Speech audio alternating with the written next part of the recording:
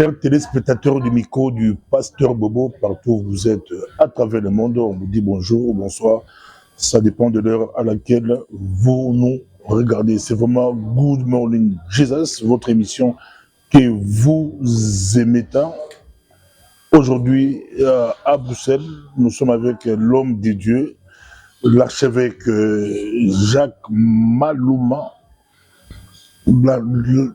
qui était à Bruxelles dans une grande conférence internationale. On dit 20e conférence internationale, c'était à Bruxelles. Il n'était pas seul, il était avec l'archevêque Béatrice Malouma, que vous aimez tant, la femme des miracles. Et il y avait aussi Jonathan Malouma, un jeune qui monte avec puissance. Bonjour, homme de Dieu, bonjour, archevêque. Bonjour, pasteur Bobo, que Dieu vous bénisse. Comment vous portez? Par la grâce de Dieu, nous nous sentons bien. Par la grâce de Dieu aujourd'hui, nous bénissons le Seigneur pour sa grâce. On a été béni à Bruxelles avec la conférence. Il y a eu beaucoup d'échos, mais vous-même, comment vous réagissez? Franchement, nous avons été très très bénis aussi d'être ici à Bruxelles pour la première fois. C'était la première méga conférence Femme Affranchie à Bruxelles. Et tout s'est très bien déroulé du premier jour jusqu'au dernier jour. Nous avons fait le maximum de donner le meilleur que nous pouvions donner pendant cette conférence. Mais nous avons été heureux également de voir que le peuple a bien répondu. Non seulement bien répondre en termes d'assistance dans la salle, mais aussi ils ont bien répondu au message. Parce que depuis vendredi, chaque fois après les messages, quand il y avait des appels, le peuple venait devant pour recevoir, pour se repentir, pour célébrer Dieu, pour faire tout ce que le Saint-Esprit est en train de faire pendant ces 3 jours de grande visitation du Saint-Esprit. Alors, vraiment, nous avons un sentiment pardonne-moi, de satisfaction, et nous croyons que le Seigneur, notre Dieu, a été glorifié parce que nous avons fait le nécessaire pour présenter le message qu'il nous a confié. C'est quoi votre secret? Parce qu'on voit dans vos conférences, on essaie de fouiller, de regarder un peu. Les gens viennent de partout. À Bruxelles, moi, particulièrement, j'ai aimé. J'ai vu des gens venir de partout. Ou quand on dit de partout, ils payent des hôtels, des billets d'avion, des gens se déplacent. Et c'est pas pour la première fois. J'ai eu à interviewer des gens d'autres 4e conférence, 5e conférence. C'est quoi votre secret là où partout où vous allez, vous faites déplacer des familles? Si les familles se déplacent, je pense humblement, c'est à cause du message que le Seigneur nous a confié. Et nous reconnaissons que dans le temps de la fin, les gens ont besoin d'entendre la voix du Seigneur. Et la Bible dit que mes brebis entendront ma voix et me suivront. Alors, vous avez suivi mes témoignages hier au travers de l'enseignement. J'ai essayé d'introduire aussi quelques témoignages me concernant dans ma marche avec le Seigneur. C'est le message de la préparation de l'Église au retour du Seigneur Jésus-Christ. Et ce message de la préparation de l'Église au retour de Jésus-Christ, notre Seigneur, passe par, comme j'ai essayé de développer hier, la nouvelle naissance comme la porte d'entrée dans le royaume de Dieu, la sanctification et le vrai baptême du Saint-Esprit. Nous assistons à un phénomène, vous êtes pasteur, vous savez, que beaucoup de gens sont dans les églises, ne sont même pas baptisés du Saint-Esprit. Et les gens ne sont même pas enseignés sur le Saint-Esprit, ils ne cherchent pas la présence du Saint-Esprit. Or, la Bible nous dit dans le livre des Romains, chapitre 8, que sans celui qui n'a pas l'Esprit de Dieu, n'appartient pas au Seigneur Jésus-Christ.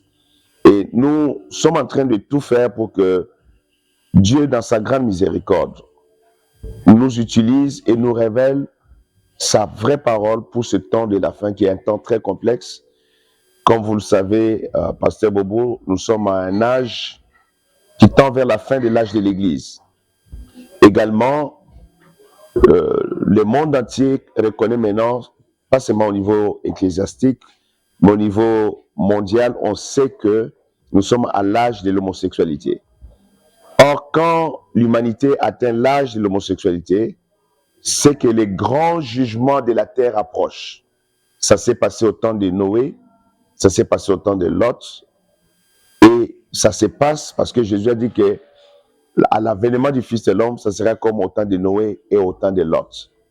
Donc, les deux dimensions nous montrent que nous sommes dans la phase finale de l'Église et le Seigneur Jésus-Christ vient pour enlever l'Église, pour le sortir avant que le jugement n'arrive sur la terre. C'est pourquoi le Seigneur dit dans le livre d'Ésaïe, va dans ta chambre, cache-toi pour un temps, le temps que la colère passe. Alors, cette invitation que le Seigneur parle par la bouche du prophète Ésaïe, que son peuple puisse se cacher dans la chambre pendant un temps avant que le jugement ne passe, c'est le temps où l'Église sera enlevée pour célébrer les noces de l'agneau et le jugement de Dieu sera sur la terre pendant 7 ans.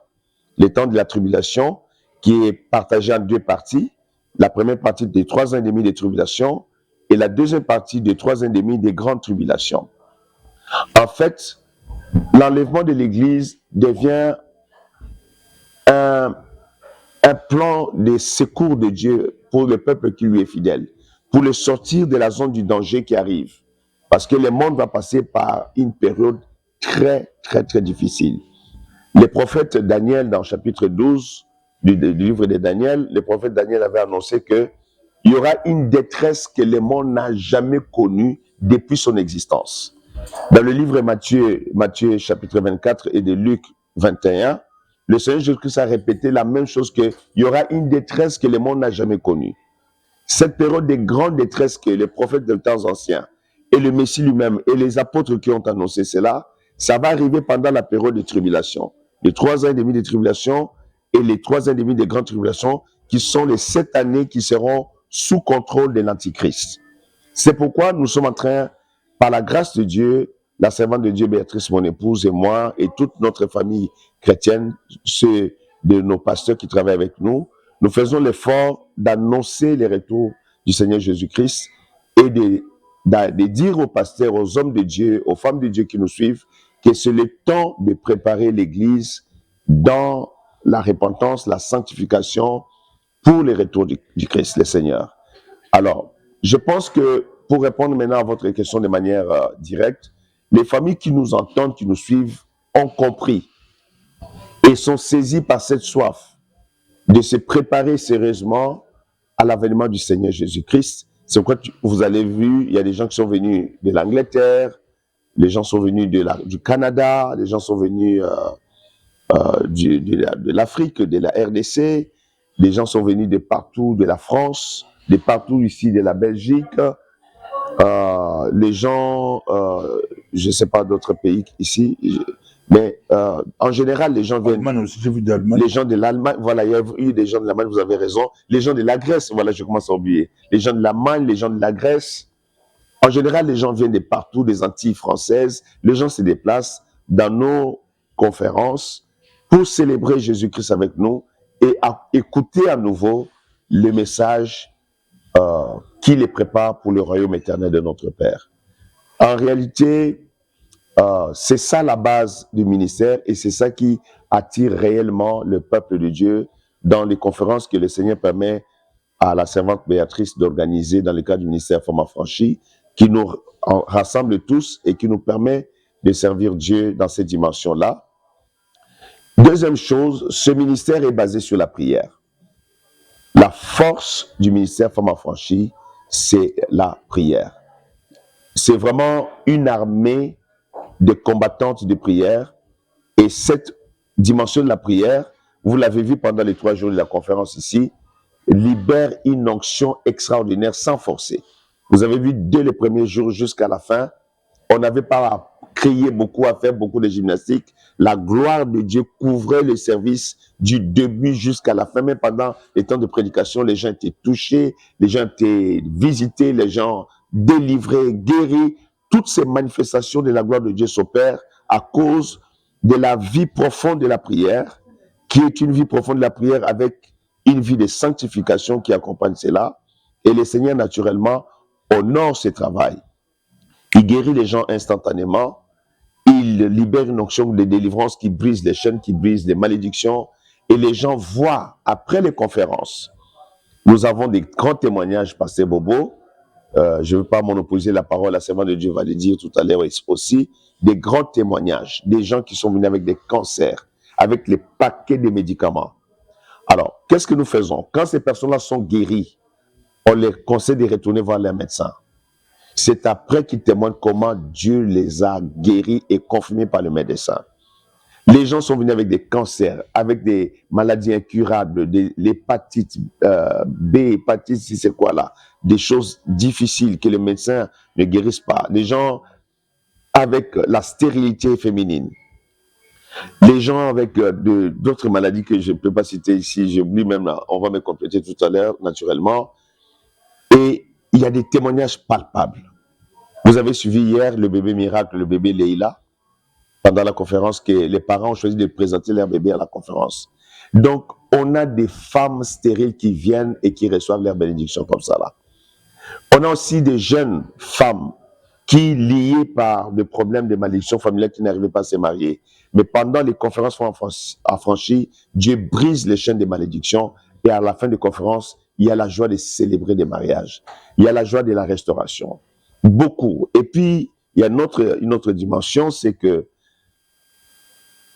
beaucoup de femmes de pasteurs et beaucoup de femmes pasteurs, donc des femmes de pasteurs et des femmes pasteurs qui viennent dans ces ministères et qui sont restaurées, qui sont redynamisées, qui reprennent vraiment une fraîche onction pour leur ministère et ça les encourage à continuer l'œuvre du Seigneur. Voilà un peu, si je peux vous donner tous les éléments, c'est ça l'ingrédient général du ministère Front Affranchi. Si vous arrivez chez, je pourrais dire chez les Malouma, je dis chez les Malouma, chez la famille Femme Affranchie, la chose qui nous touche, parce qu'on connaît que, on dit souvent que les enfants des pasteurs sont des voyous, les enfants des pasteurs ne servent pas Dieu, et les enfants des pasteurs héritent des églises quand leur papa, les parents sont décédés. On ne le voit jamais à l'église. Mais chez vous, j'aimerais bien qu'on puisse, on voit les Malouma servent Dieu, vous êtes vivants, les parents sont là, vous travaillez avec vos fils. J'ai vu beaucoup de Malouma dans des affiches. Oui. Même à Toronto, je vois beaucoup de Malouma. Oui. J'aimerais bien comprendre c'est quoi. Alors, vraiment vous poser une question essentielle, Pasteur Bobo, que Dieu vous bénisse pour toutes ces questions. La première chose que je vais reconnaître ici, c'est une grâce. C'est une grâce que Dieu nous a accordée. Et la deuxième chose, c'est que c'était dans le plan de Dieu. Je me rappelle quand j'étais encore un jeune serviteur, à l'âge de 24 ans, je ne pensais même pas encore au mariage ou bien à ma vie familiale. J'étais dans un temps de prière personnelle. Et pendant ce temps de prière, le Seigneur va me visiter. Et quand le Seigneur me visite, il me dit, toi dans ta vie, tu auras 4 garçons. Et les 4 garçons me serviront. J'ai retenu cette parole-là. Vous voyez quoi, Pasteur Bobo? J'ai 4 garçons. Il y a Pasteur Brandon, qui est notre pasteur responsable de notre église à Toronto. Et il y a mon fils Isaac, qui est un évangéliste, qui évangélise beaucoup dans les nations. Isaac, par exemple, il peut prendre son avion du Canada, de Toronto, il va à Los Angeles, il évangélise, il gagne les âmes. Ce qui m'a touché dernièrement, il a rencontré un fils d'un pasteur qui avait rétrogradé, qui était dans la rue par la rébellion contre les parents. Il l'a évangélisé, il a prié pour lui, il l'a restauré, il l'a ramené dans la famille de ses parents.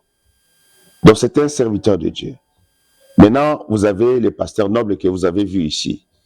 Pasteur noble, Dieu lui a accordé une grande grâce. C'est une bénédiction pour beaucoup de jeunes aussi. Dieu l'a visité à un moment où moi-même je ne m'attendais pas. Où moi-même je ne savais pas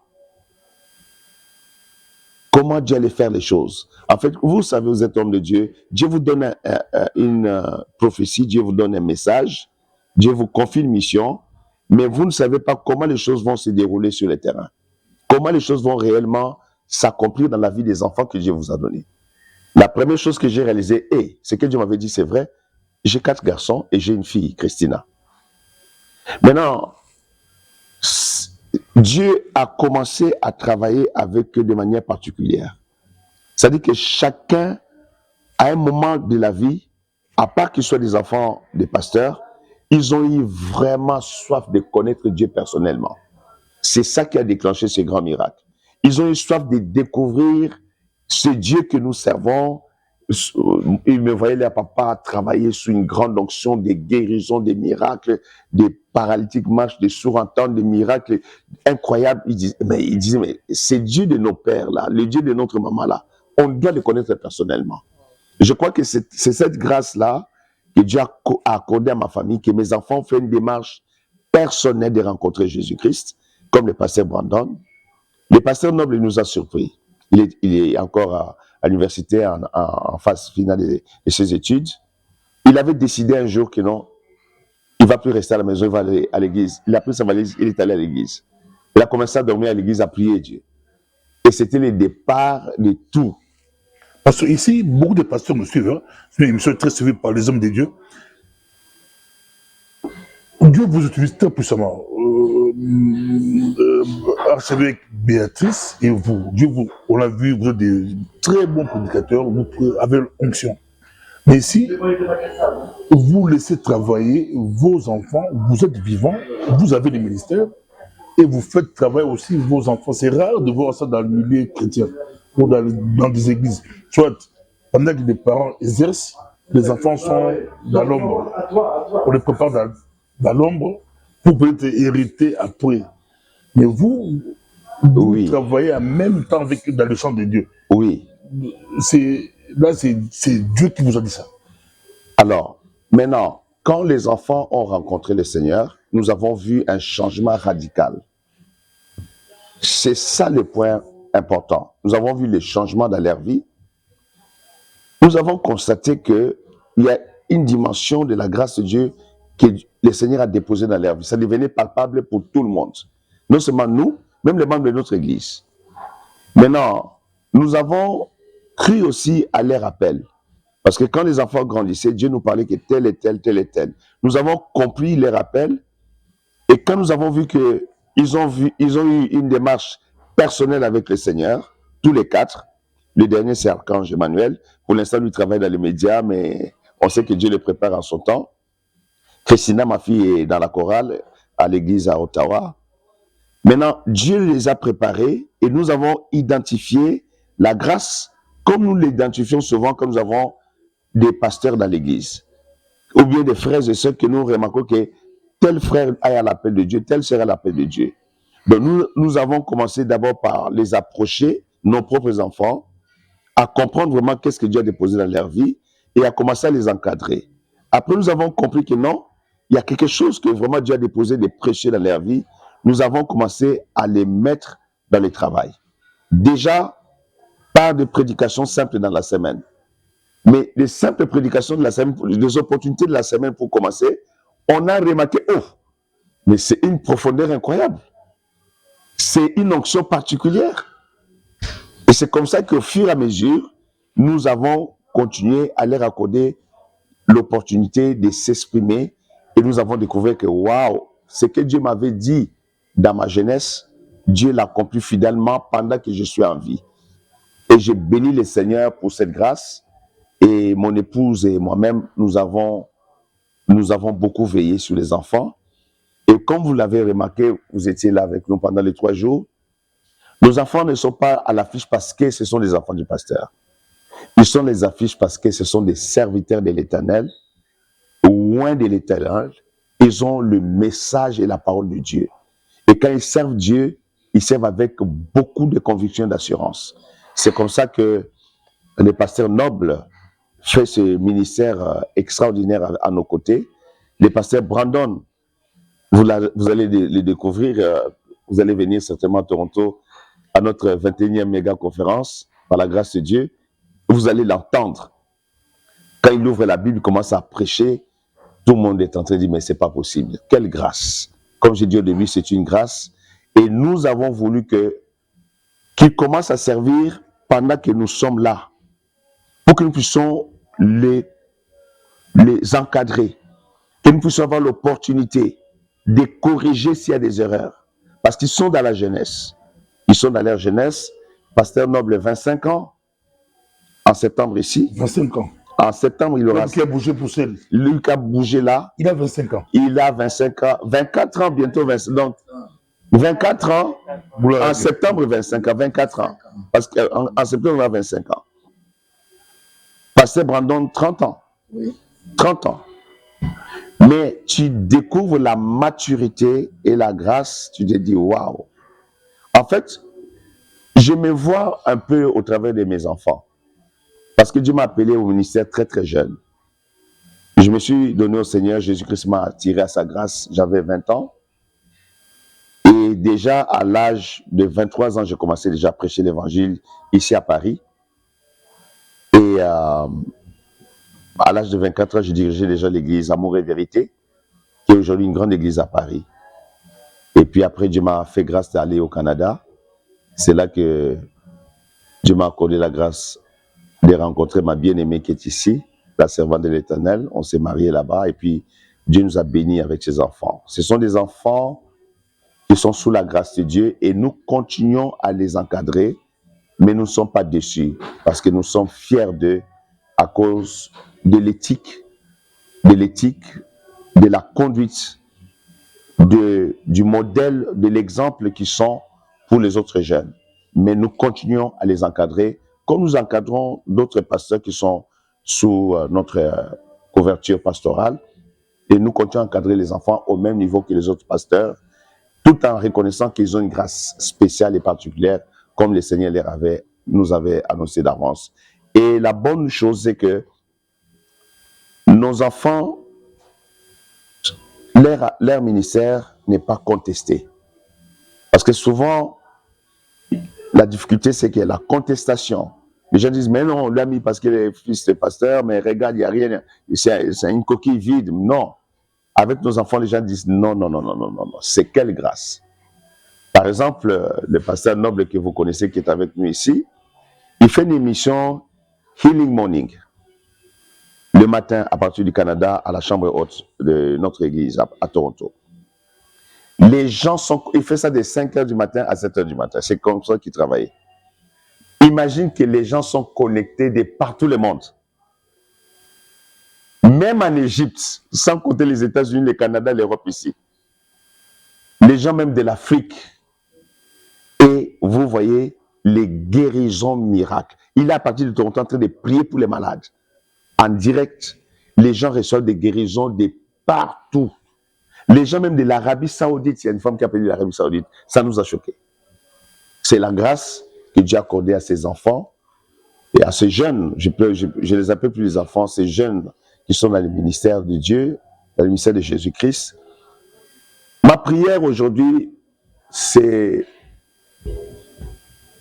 que l'Éternel le maintienne dans la voie droite, qui continue à servir Jésus-Christ avec humilité, qui continue à servir Jésus-Christ dans la droiture et dans la crainte de Dieu. Autre question. Hier, moi, je peux témoigner une minute. Hein.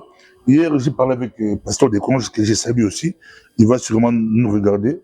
J'ai dit au pasteur Desconges, pasteur de Belgique, quand j'ai vu votre fils, Jonathan prêcher, j'ai pleuré. J'ai pleuré de joie. Donc, ça m'a fait du bien. J'ai écouté. C'est comme si c'était des évangélistes américains qui prêchaient les grands évangélistes américains qui ont bougé dans le monde là.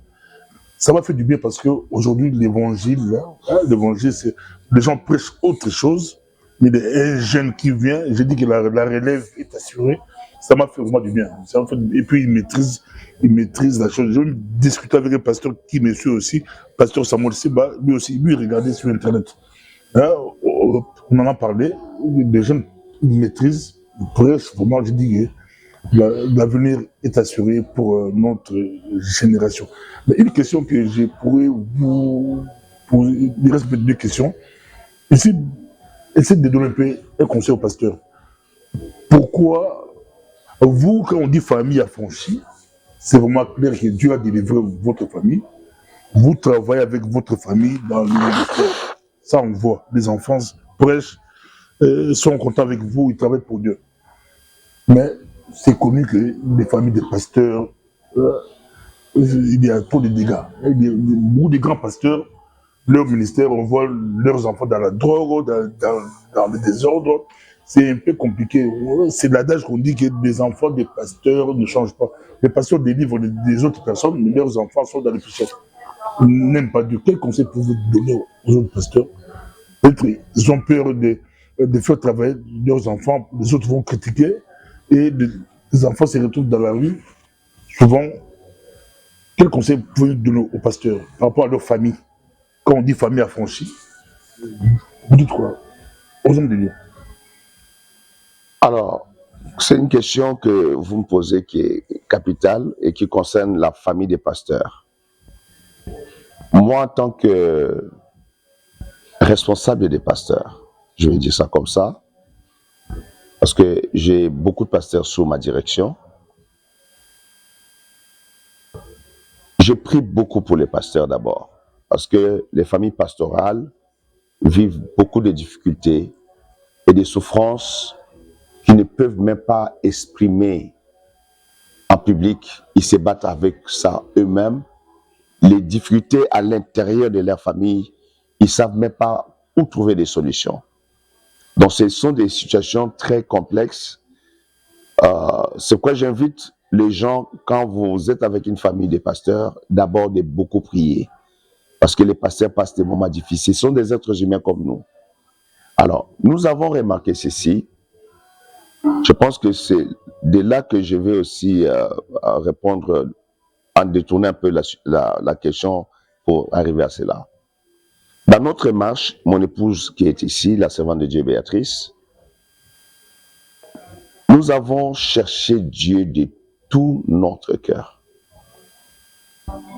Il y a une période de notre vie, nous avons passé presque 2 ans où on allait chaque nuit prier seul à l'église.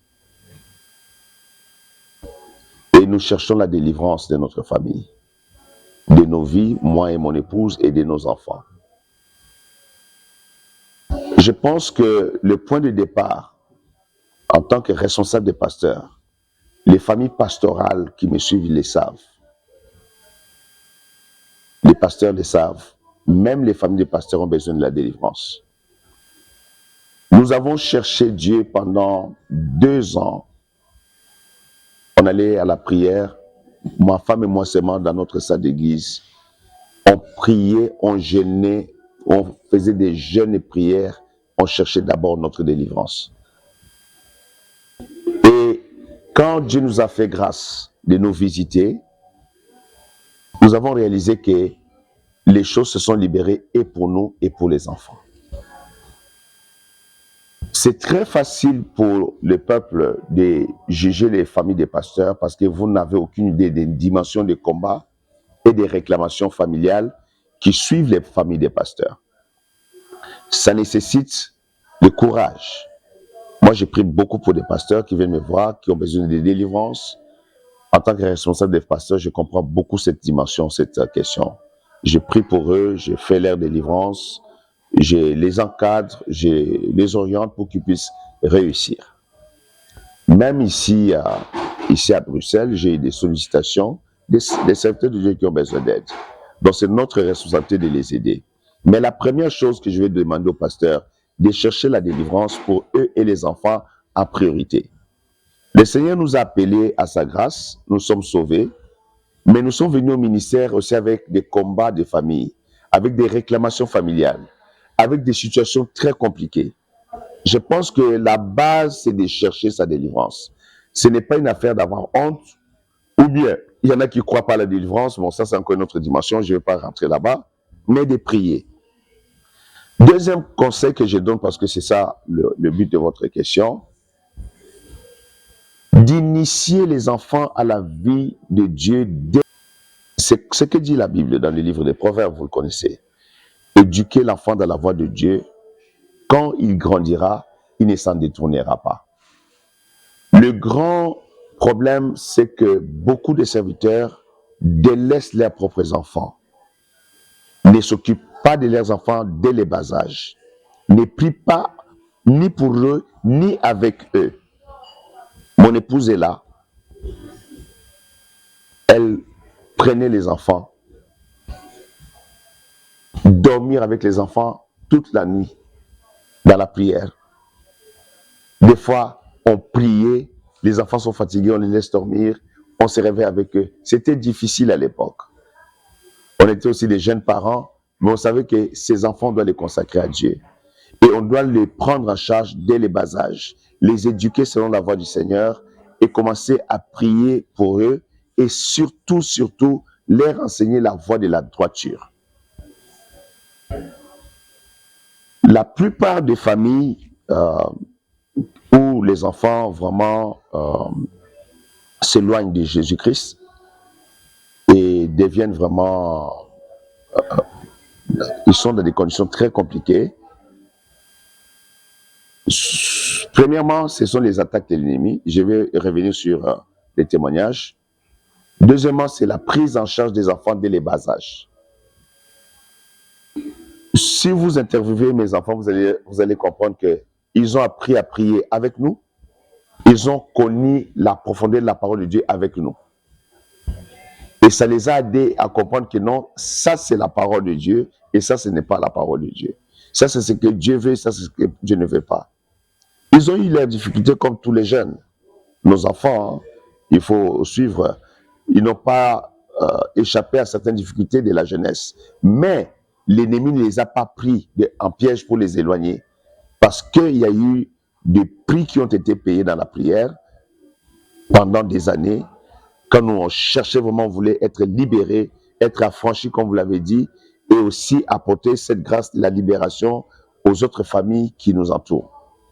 Les conseils que je donne aux pasteurs, cherchez la délivrance de votre famille. Deuxièmement, prenez en charge les enfants. N'abandonnez pas les enfants, même si l'ennemi les combat. Nous avons les grands serviteurs de Dieu aujourd'hui, Franklin Graham, le fils de Billy Graham. Franklin, dans son adolescence, il a quitté sa famille. Il a quitté sa famille, il est rentré dans les gangs des Hells Angels, les motards avec les tatous qui vendent la drogue. Il est rentré dans la drogue avec les motards aux États-Unis, c'était terrible. Imagine Billy Graham, le grand patriarche, il remplit des stades, il prêche, des milliers de personnes viennent au salut. Mais son fils est lié dans la drogue. Son fils est là-bas dehors. C'était terrible. Mais un beau jour, parce que son papa n'avait pas lâché, il continuait à réclamer son fils dans la prière. Il continuait à pleurer la miséricorde de Dieu pour son fils dans la prière. Un beau jour, un des anciens gangs des Hells Angels, qui a donné sa vie à Jésus-Christ, est retourné dans les groupes pour évangéliser le groupe. C'est comme ça que lui, le fils du grand prédicateur, reçoit le Seigneur Jésus-Christ. Il rencontre Jésus-Christ dans ces cadres-là. Il retourne au pied de son papa Billy Graham en pleurant. Et on le reçoit. Il réintègre la famille. Il est restauré dans la grâce de Dieu, dans la famille. Imagine quoi?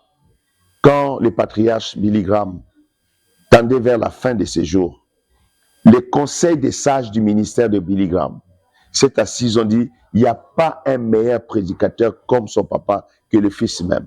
C'est comme ça que c'est pas Billy Graham, c'est les conseils des sages, des anciens qui ont marché avec Billy Graham pendant 30 ans, 40 ans du ministère, qui ont choisi Franklin comme remplaçant de leur papa. Et aujourd'hui, Billy Graham tient le ministère et la suite du ministère de son papa jusqu'à aujourd'hui. Un grand évangéliste, un homme extraordinaire.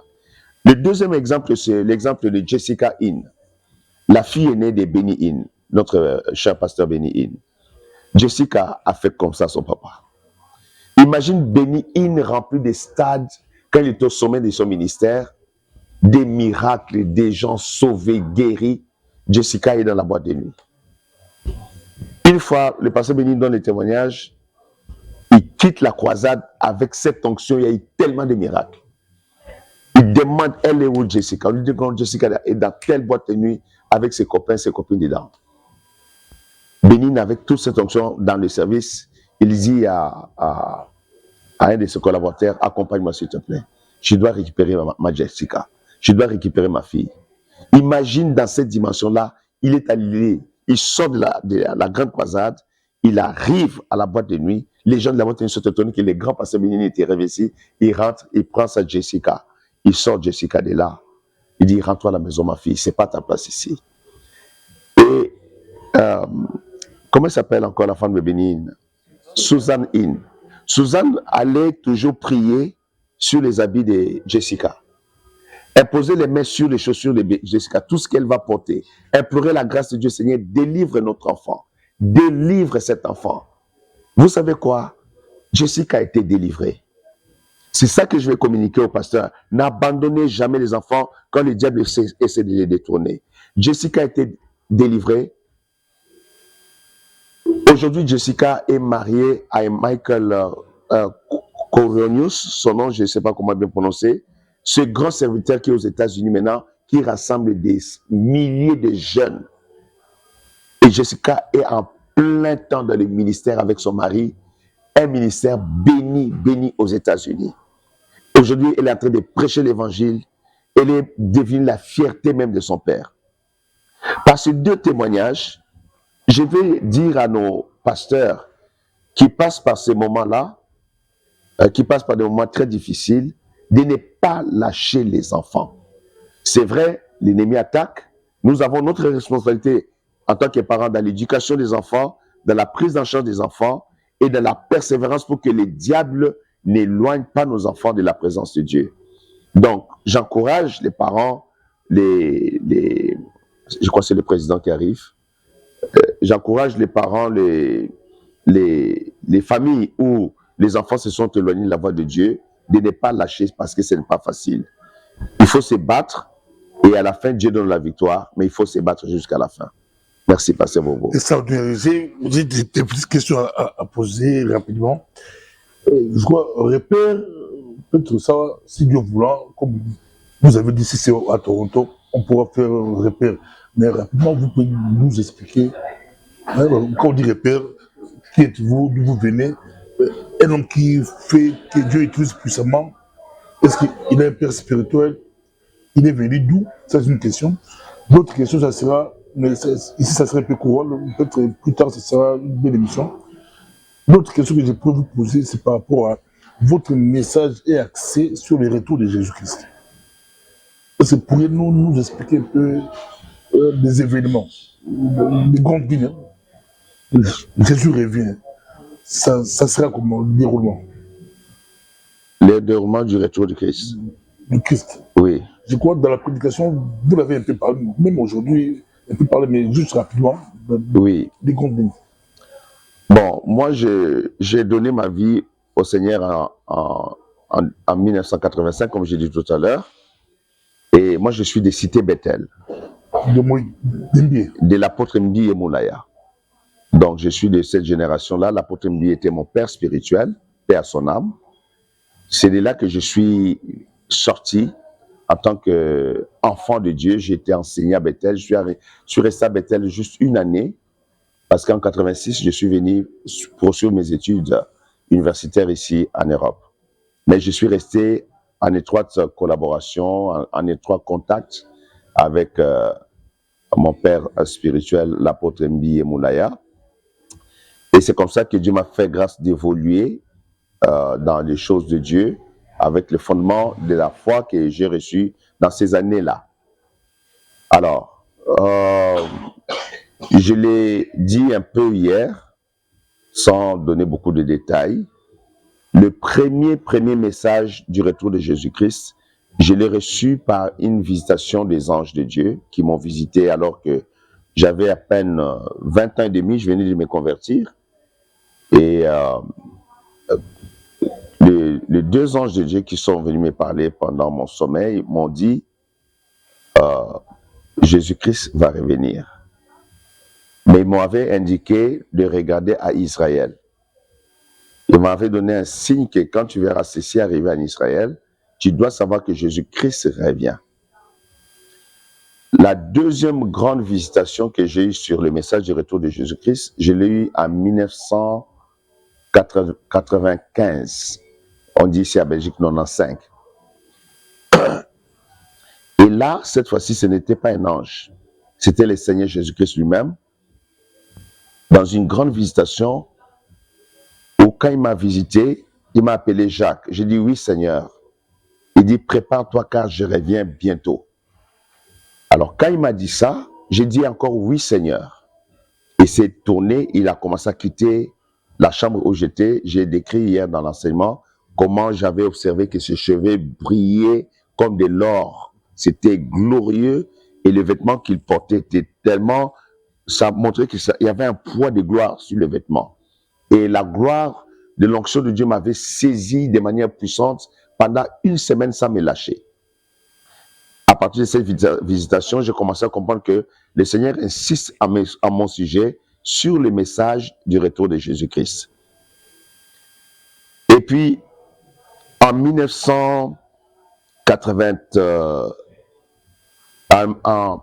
2008 maintenant, en 2008, nous avons reçu le prophète qui est au Kenya, le prophète David Howard.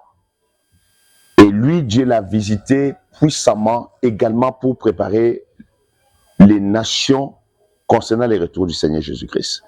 Et Dieu, par sa grâce, a fait que nous avons connecté avec lui et nous avons encore été encouragés, renforcés dans ce message-là. Et nous sommes en étroite collaboration avec les prophètes du Kenya jusqu'à aujourd'hui. Après ça, il y a eu d'autres événements entre-temps, mais je donne les points majeurs. En 2020, comme je l'ai dit aussi hier pendant la prédication, j'étais visité alors qu'on est parti avec mon épouse à Montréal pour la conférence Femmes affranchies à Montréal. Et pendant mon sommeil, je me reposais parce qu'on venait d'arriver, on s'est installé à l'hôtel. Dans mon rêve, je vois un jeune de l'âge de 10 à 12 ans venir vers moi me tendre une note, un papier. Donc je l'ai pris de sa main et quand j'ai ouvert la note, j'étais surpris. C'était écrit « Jésus revient ». Je suis passé de « Jésus revient bientôt » à « Jésus revient ». Juste deux mots, « Jésus revient ». Alors, mon frère pasteur Bobo, ça m'a secoué. C'était au mois de mars 2020. La pandémie avait commencé, mais on ne l'avait pas encore déclaré comme une pandémie. Nous sommes retournés à Toronto, le confinement a commencé. C'était terrible. J'ai continué à prêcher ce message avec encore d'intensité pendant la période de la pandémie parce que je me disais, ça c'est la fin, parce que la note m'a été donnée juste avant que le premier confinement commence. Jésus revient. Et nous avons continué à nous enrichir de ce message pendant toutes ces années. Et là, l'année passée, l'ange de Dieu m'a visité dans ma chambre, comme je disais encore hier, ici à Paris, pour me dire, prêche, Jésus revient. Donc, tu comprends que en ce qui concerne ma vie, en fait, ma vie chrétienne, depuis le début de ma conversion en 1985, le seul message que Dieu me donne à répétition, c'est ce message-là du retour de Christ, et qui, dans la grâce de Dieu, nous avons évolué à comprendre ce message. Nous avons évolué à comprendre maintenant comment préparer les gens. Et nous avons réalisé que la plus grande chose, ce n'est pas seulement d'annoncer que Jésus revient parce que tout le monde le sait. Même les païens le savent. Les musulmans le savent. Les bouddhistes savent que Jésus reviendra. Même les non-croyants le savent. Mais pour nous, l'Église, la pertinence de ce message réside dans la préparation à ses retours, dans l'attente au retour du Christ. Comme l'apôtre Paul le dit dans 1 Thessaloniciens chapitre 4 que nous avons lu hier, il dit, pour nous qui attendons le retour du Christ, nous ne dévancerons pas ceux qui sont déjà morts.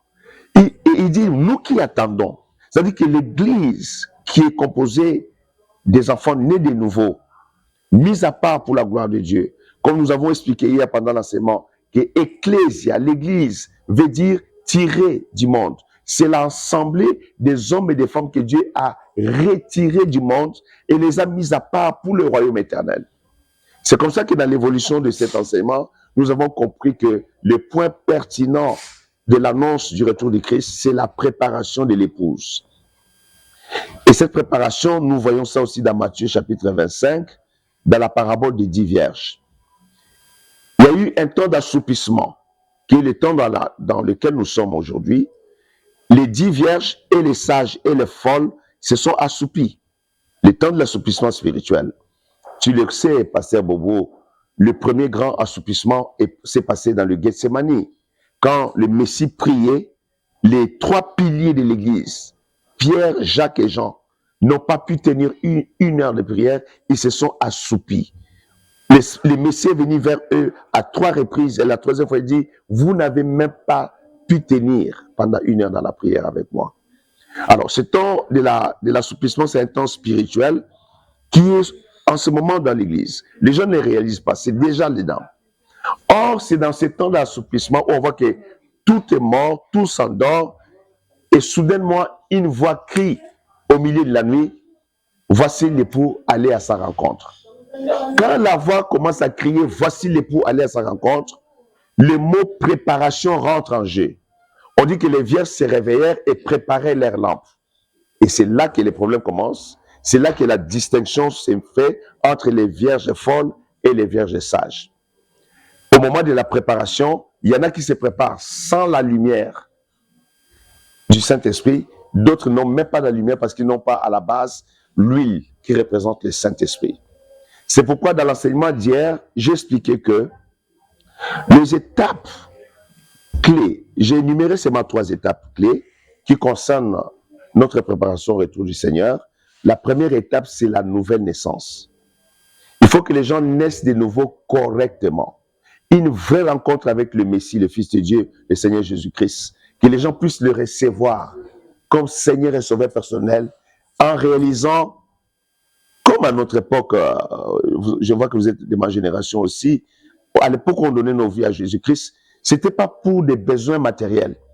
On avait besoin du salut. On avait besoin du pardon de nos péchés. On nous a dit que si vous acceptez Jésus, tous vos péchés vont être pardonnés. Nous avons compris que c'était la rémission des péchés.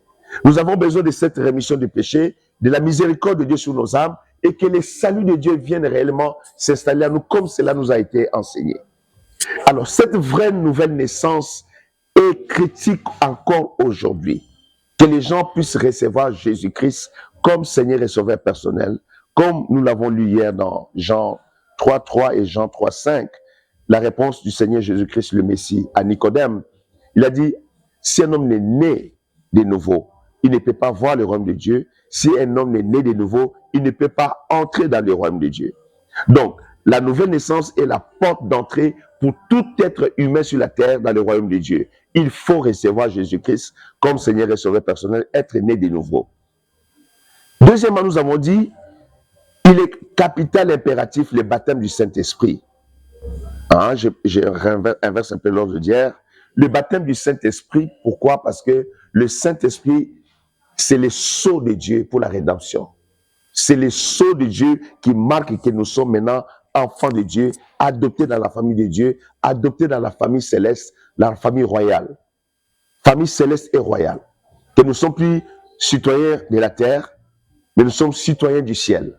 Parce que l'Esprit du Créateur vient habiter en nous, l'Esprit du Fils de Dieu, Jésus-Christ, vient habiter en nous pour nous guider et nous préparer justement pour le jour de l'enlèvement et pour la glorification de notre corps, les jours de l'enlèvement.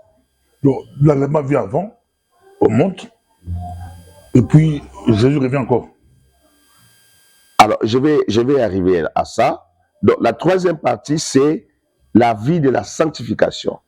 Parce qu'il nous a retirés du monde, il nous a mis à part pour que nous soyons préservés dans la pureté, parce qu'au ciel, rien d'impur rentre au ciel, comme tu connais dans les livres d'Apocalypse, chapitre 20, chapitre 21, chapitre 22, ça se répète. Même toute la Bible, les épîtres et les apôtres répètent cela, que rien d'impur ne rentre au ciel. Voilà pourquoi maintenant la Bible dit dans Hébreux 12, 14, que sans la sanctification, personne ne verra le Seigneur. C'est quand nous sommes en train de dire que comme le Christ revient, il est impératif que l'Église soit dans la sanctification. La vraie sanctification, c'est-à-dire la séparation avec le monde, la séparation avec le péché, la séparation avec la corruption et retourner à l'évangile éternel, l'évangile pur de Dieu, le fondement qu'ont laissé les apôtres. Quand ils sont morts, ils ont passé les bâtons à la nouvelle génération, la génération de Timothée, de Tite et de Philémon et des autres. Et après, nous avons remarqué qu'il y a eu une chute, il y a eu comme une apostasie qui s'est installée. Mais nous sommes la dernière génération qui attendent l'avènement du Seigneur Jésus-Christ, selon la grâce que Dieu nous accorde de comprendre le message qu'il nous donne à répétition. Maintenant, pour répondre à cette question que vous avez encore soulevée tout à l'heure, le jour de l'enlèvement, le Seigneur ne descendra pas sur la terre, il s'arrêtera dans les airs. Il sera dans les airs. Et tous les saints, c'est-à-dire ceux qui se sont gardés, donc ils sont nés de nouveau, ils sont baptisés du Saint-Esprit, ils vivent dans l'obéissance à Dieu, dans la crainte de Dieu, dans la vie de la sanctification, parce qu'ils attendent Jésus-Christ, parce qu'ils attendent que le Seigneur vienne les prendre pour rentrer au ciel là-bas. C'est ces groupes-là, cette famille-là qui a accepté de se mettre à part. Quand la trompette de Dieu sonnera, à la voix de l'archange, ils vont quitter instantanément la terre. L'apôtre Paul enseigne cela dans 1 Corinthiens chapitre 15, à partir du verset 50 jusqu'à 56, 57, 58, par là. L'apôtre Paul enseigne que ça sera en un clin d'œil. C'est-à-dire que ça sera à une vitesse. Tout être humain peut calculer cette vitesse parce que le clin d'œil, tout le monde peut le faire. Tu vois, comme tu es en train de faire là, pas comme ça là, c'est fini. Les saints disparaissent de la terre. Ils vont disparaître pourquoi? Ils vont monter pour rencontrer le Seigneur dans les airs. Et avec le Seigneur dans les airs, ils vont rentrer dans le royaume de Dieu, dans le ciel. Ils vont rentrer dans le ciel là-bas. Alors, ça c'est l'enlèvement de l'Église. Donc le Seigneur ne vient pas sur la terre, il attend son épouse dans les airs, il prend son épouse, il rentre au ciel. Comme il avait dit dans Jean 14, verset 1 à 3, il a dit, je m'en vais vous préparer une place, et quand je vous aurai préparé une place, je reviendrai vous prendre, afin que là où je suis, vous y soyez aussi. Alors, il dit, dans la maison de mon Père, il y a plusieurs places. Ce qu'il appelle la maison de son Père, c'est le royaume de Dieu qui est au ciel. Et c'est là qu'il nous amène là-bas au ciel. Comme vous avez dit hier, là c'est la fête des noces. C'est exactement ça. Donc quand l'Église est enlevée, l'Église rentre au ciel avec le Seigneur Jésus-Christ, le Messie. Les noces de l'agneau commencent. Parce que, Pasteur Bobo, vous êtes un homme de Dieu très connu ici à Bruxelles. Vous le savez parce que vous êtes plongé aussi dans les Écritures. Le point culminant de l'Évangile, c'est après la mort du Messie, c'est les noces de l'agneau au ciel. Les noces de l'agneau. C'est le rendez-vous le plus important dans les calendriers de Dieu. Les Abraham ont perçu ça de loin. Ils ont minimisé la gloire de la terre pour entrer dans cette gloire-là. Hier, j'expliquais pendant l'enseignement que Moïse, en son temps, il a vu l'opprobre du Christ comme une richesse plus grande que la richesse et la gloire de l'Égypte. C'est incroyable. Il n'a même pas vu la gloire du Christ. Il a vu l'opprobre du Christ, mais il avait des yeux tellement, je dis, aiguisés dans le spirituel, qu'il a compris que cet opprobre, c'est même plus grand que la richesse de l'Égypte. Et il s'est attaché à ça. Donc, même les prophètes des temps anciens ont cherché ce temps-là. C'est pourquoi, quand tu lis dans l'évangile des gens, Jean-Baptiste, il dit que l'ami de l'époux est content qu'il entend la voix de l'époux. Parce qu'il sait que quand l'époux arrive, c'est les noces, c'est le temps des fêtes, et l'épouse va être présentée. Et au ciel, pendant ces rendez-vous des noces de l'agneau, il y aura les saints de l'Ancien Testament qui vont ressusciter aussi les jours de l'enlèvement. Sur la terre. Pardon? Le ciel. Non, au ciel. les saints qui sont sur la terre, qui sont morts depuis les temps anciens. Ils vont ressusciter avec les chrétiens qui sont morts, les enfants de Dieu qui sont morts, qui attendaient l'enlèvement. Et les noces de l'agneau, ça sera au ciel.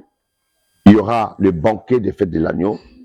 Il y aura les patriarches de l'Ancien Testament. Il y aura l'église qui est l'épouse du Messie qui sera présent. Et les amis de l'époux, comme les Abraham, les David, les patriarches de l'Ancien Testament, les Job, les amis de Dieu qui sont les amis de l'époux, seront présents aux noces de l'agneau.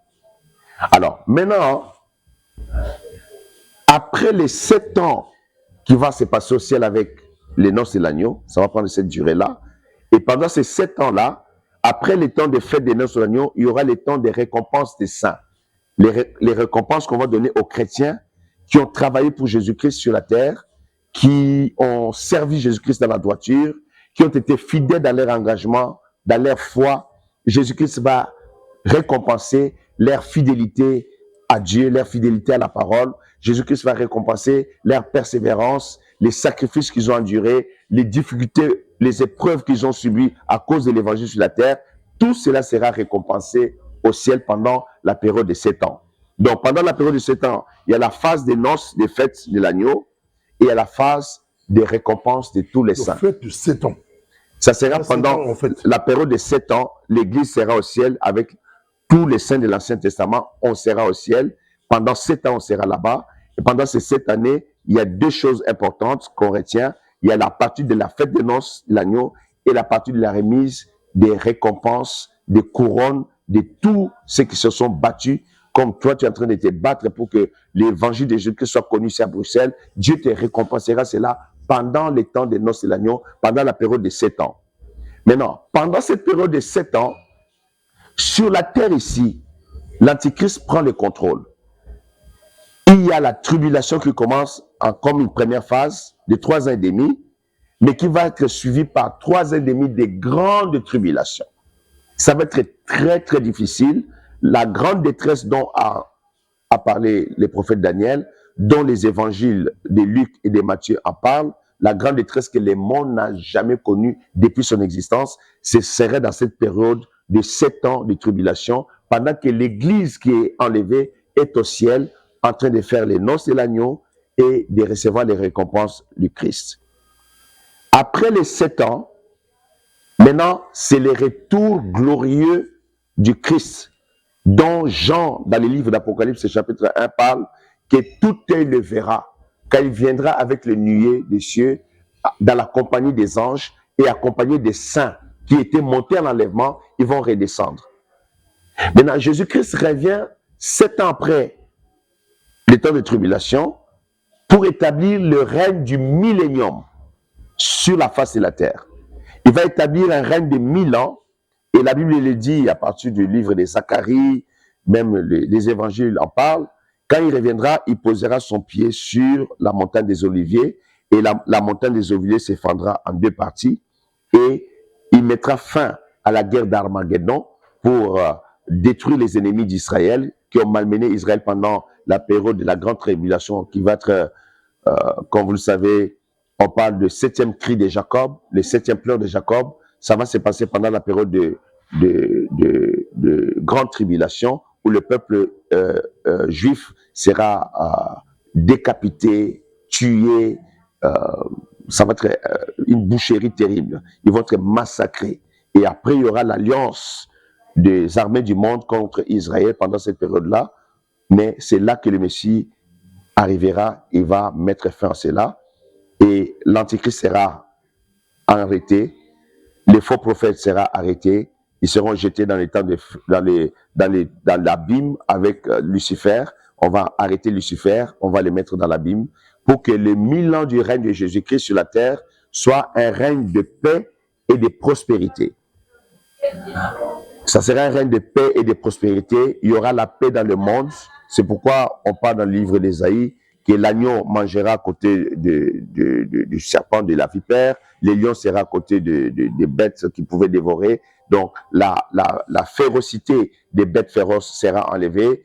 La violence sera enlevée. Il y aura la paix et la prospérité pendant le règne de 1000 ans du Christ sur la terre.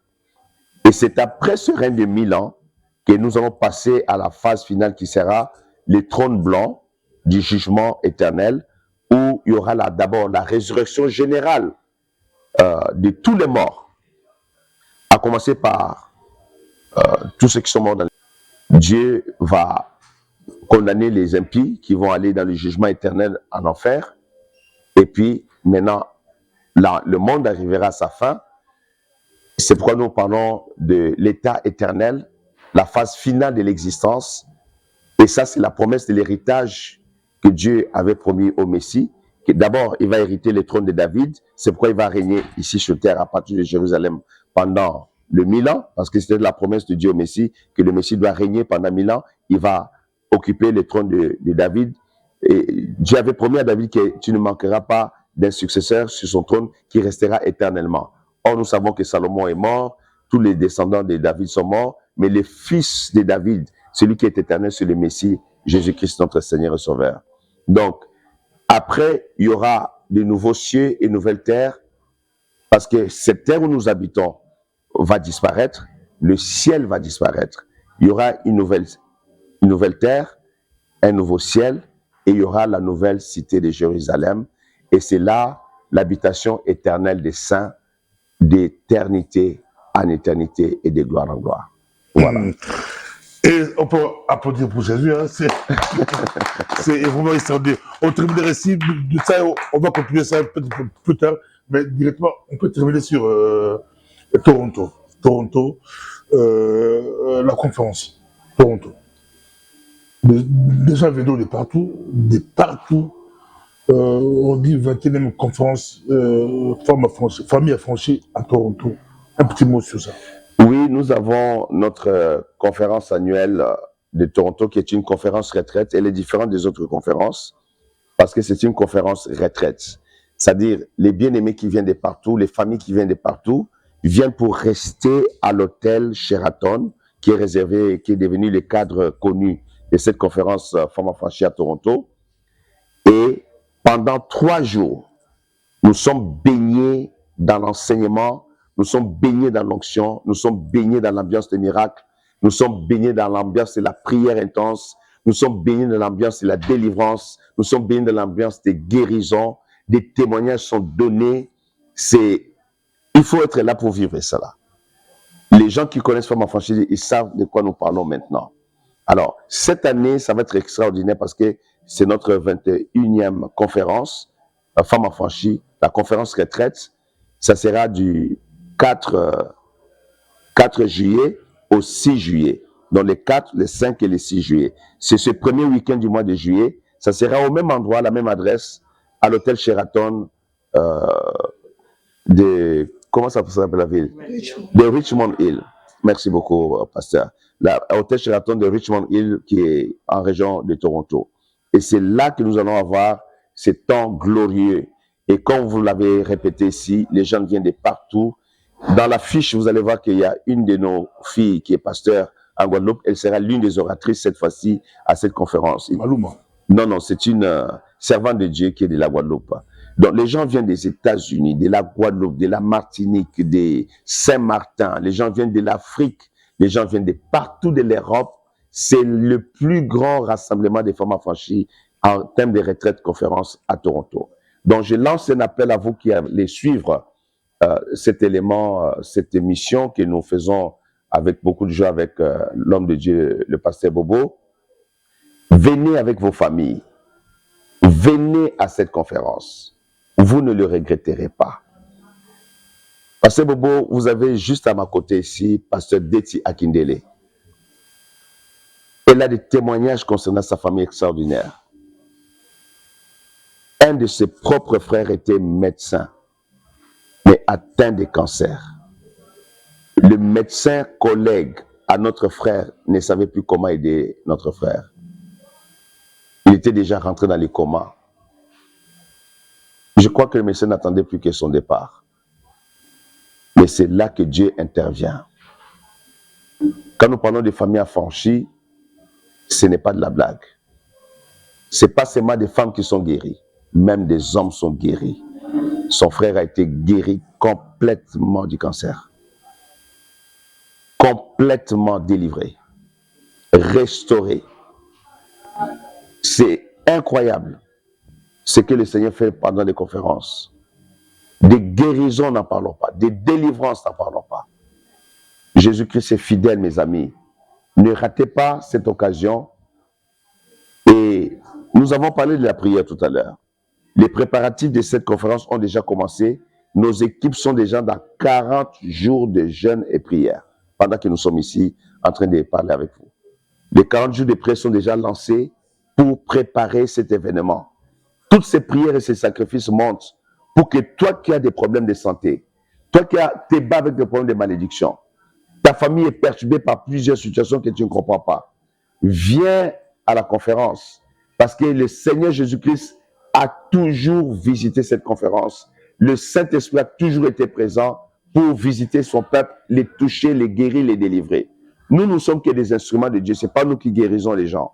Mais Jésus-Christ a toujours été fidèle, toujours présent, et l'Esprit de Dieu toujours là pour toucher les vies, délivrer, briser les chaînes, transformer les situations des gens.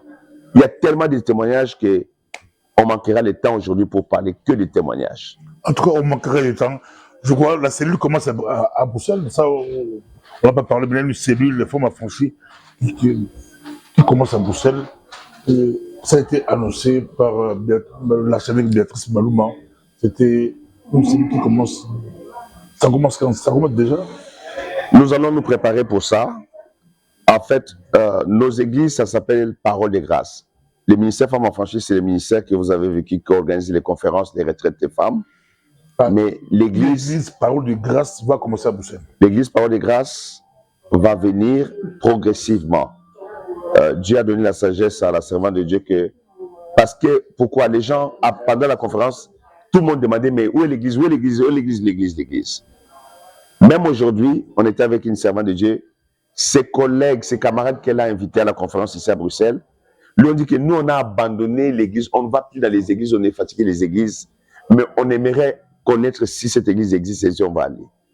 On n'a pas d'église à Bruxelles, mais on va commencer d'abord par une cellule de prière qu'on va essayer d'organiser par la grâce de Dieu. Et à la fin, nous verrons quand le temps sera venu pour une ouverture officielle. Et comme vous êtes là, et vous êtes notre collaborateur maintenant, vous ne manquerez pas à être informés quand le moment sera venu.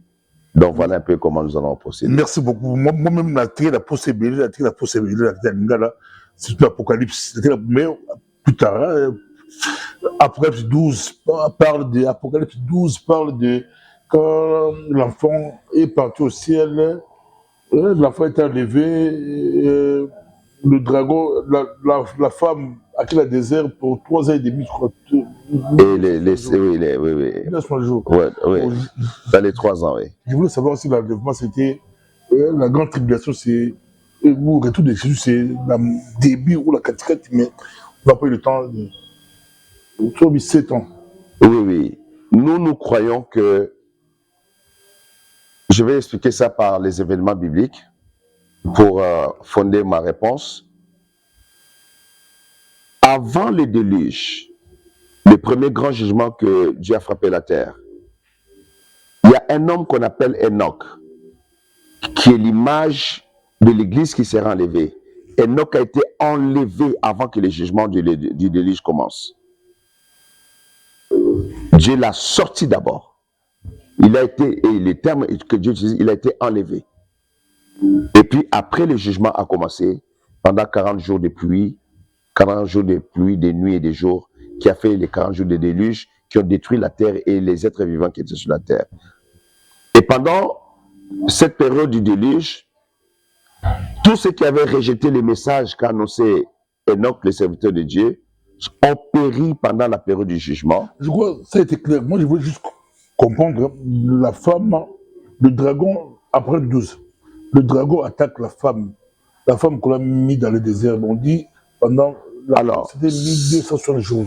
Oui, 3 ans et demi exactement. Ça, c'est... La femme-là représente Israël. Cette femme-là représente Israël, ne représente pas l'Église dans ce contexte particulier. Elle représente Israël et on voit l'ennemi venir pour attaquer cette femme-là, mais Dieu va tout faire pour l'épargner pour que l'ennemi ne détruise pas son peuple d'Israël. Si je peux... L'Église est au ciel. L'Église est au ciel. Ah, merci beaucoup, c'était ça que je veux savoir. Merci beaucoup. Merci beaucoup, homme de Dieu, c'était extraordinaire. Applaudissements pour notre roi. On n'a pas eu le temps de présenter les autres, mais ça va. Merci beaucoup. Que Dieu vous bénisse. Rendez-vous à Toronto avec l'homme de Dieu, l'archevêque Jacques Malouma, et puis avec l'archevêque Béatrice Malouma. Que Dieu vous bénisse.